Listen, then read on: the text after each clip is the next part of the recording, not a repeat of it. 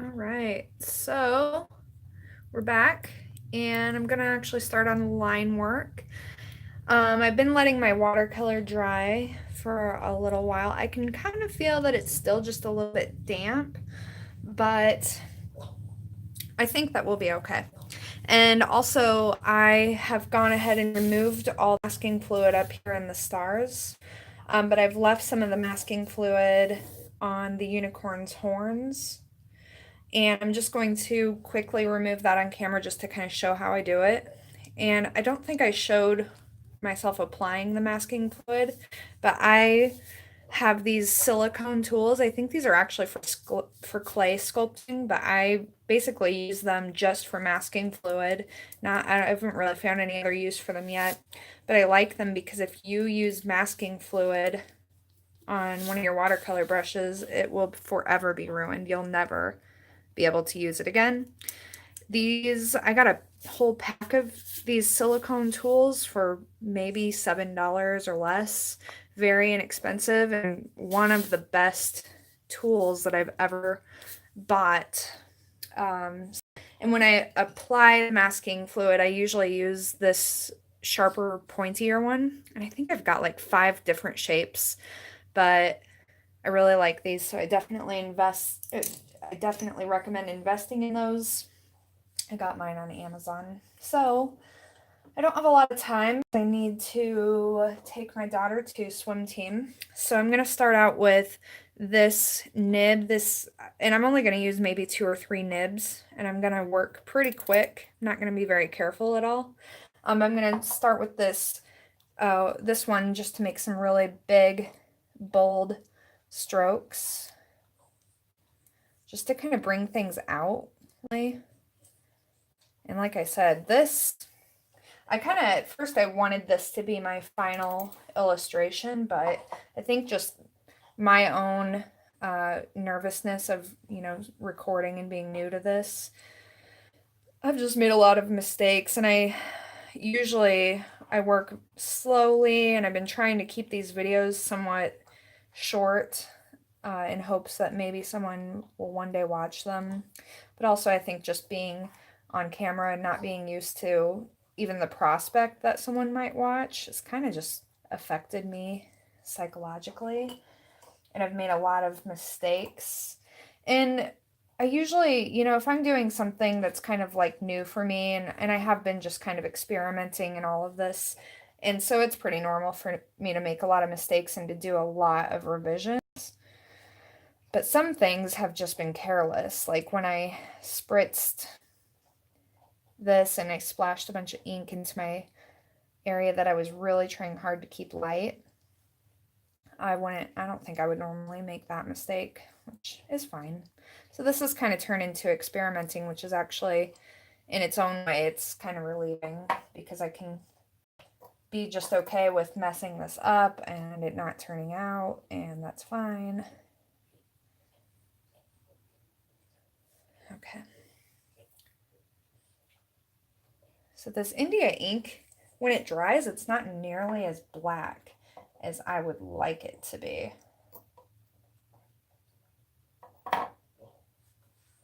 Which, you learn. I actually could probably do my line work with the Sumi ink because I think it might be blacker when it dries.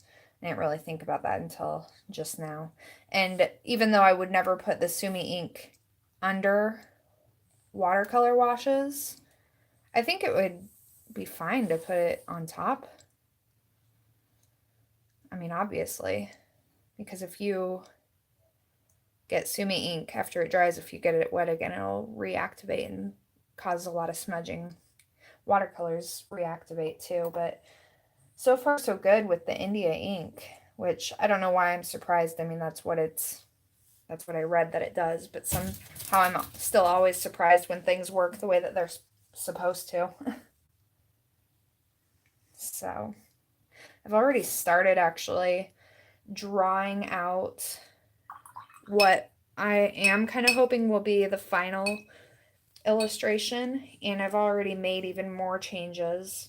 Actually, I'll show you that just really quickly. I have it right here. So I'm going to show you the very, very first sketch that I did first.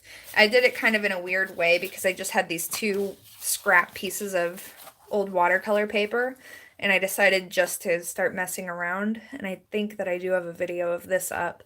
But this was my very first sketch. I just taped both of these down to my little desk and just kind of banged this out really quick. And it's kind of cool, kind of nice, but you can see I made some changes between the two. I don't know if I'm going to add these trees. I kind of want to because I sort of wanted more environment.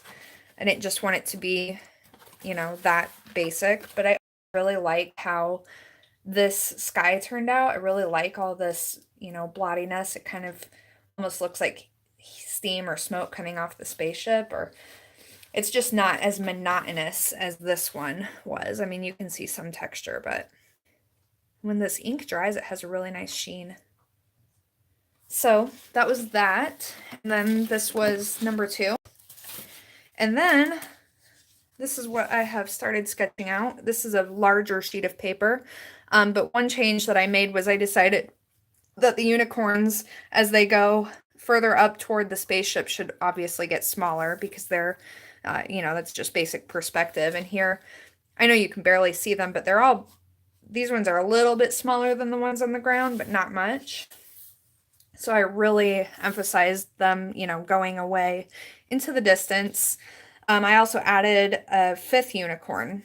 So because I made these smaller, there was more space up here, and I thought 5 was better than just 4, so I did that. And then so I have my sunset kind of over here on this one, and it's fading over there. Made it the opposite on this one, where there's going to be more light over there and less over there. And I decided that would balance the light that is going in this direction over there. What I haven't decided is how I'm going to deal with this, because I don't like the watercolor here. I almost wonder if I just keep it like a really spacey, just green, instead of trying to make it rainbow. Maybe that will be better. Or, you know, I might just keep the final one all ink. I have not decided yet. But I do just want to kind of apply some lines to this one just to kind of get a good sense of what is going on. And I think that'll kind of just help make it feel like, you know, even though it's a sketch, it's going to be a finished sketch at that point once we have some line work.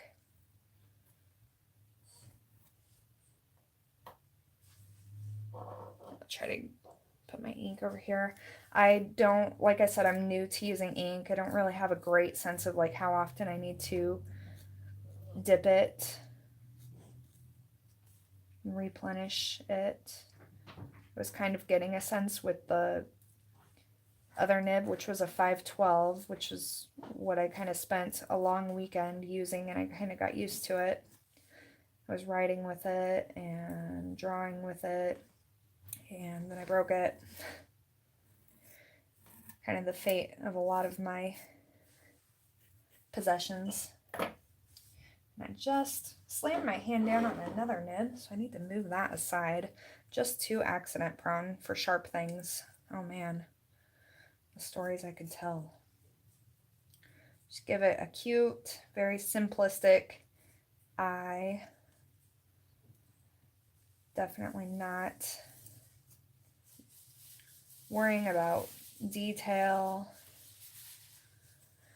And as I've said before, I really want to kind of try to use a more, you know, cartoonish style in some of my work, because I think I sometimes just get so caught up in realism and detail that it kind of just ruins everything. I almost can't even see this unicorn's form in the light anymore, so I'm just going to be making it up. Point.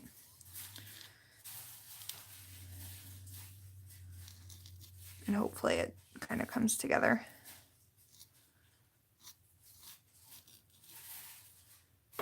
Reagan, you going to be ready for swim team in a few minutes? Get all your stuff together.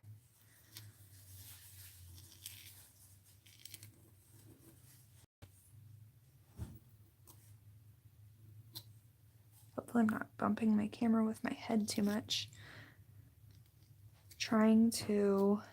I have the bad habit of kind of putting my face right up close with my art, especially when I'm, drawing.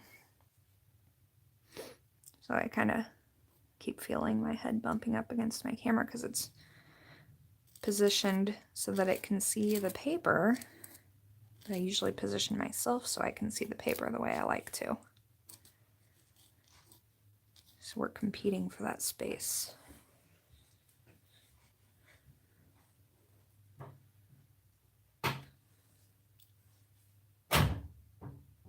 I used to use micron pens to do line work.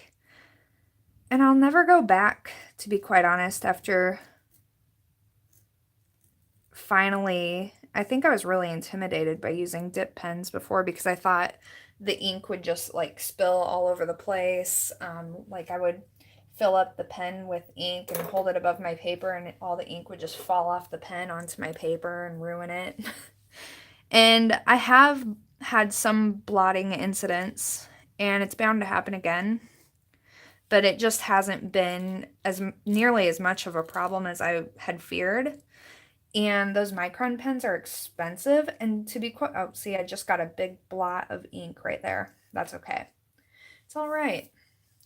Oh, and also I tend to put my hand down on the paper, another bad habit I've developed over the years.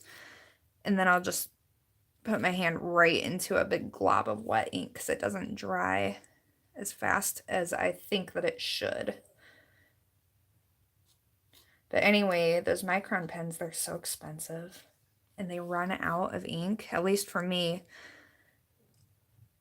They run out of ink and it's ridiculous. Or if I accidentally, a couple times, because sometimes I work in colored pencil and I use Prismacolors, which are kind of waxy. And if I go over a little bit of where I've applied that waxy colored pencil, it ruins the tip of the pen. And then no more ink will come out.